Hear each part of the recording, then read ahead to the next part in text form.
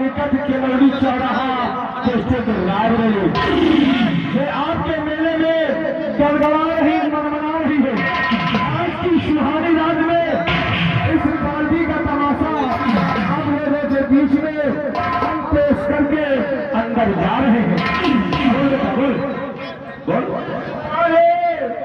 यानी हमारे भैया अमरजीत के पप्पा आगे अमरजीत के पप्पा पूरे जुगराज के तरह रहने वाले जो सुरजीले इलाज है और कैसे भैया अमरजीत के पप्पा जी के लिए तुम्हारा क्या कहना है? हमारे आने साहब मालिक मोहम्मद चौबारा की ओर से 10 रुपया आया और लाख लाख शुक्रिया हो लीजिए दोस्तों। और चलते चलते आज की सुहानी रात में इस पार्टी का खेल और किस्सा का नाम सुने उसके बाद हम अंदर जाते हैं दोस्तों। आज की सुहानी रात में इस पार्टी का तमाशा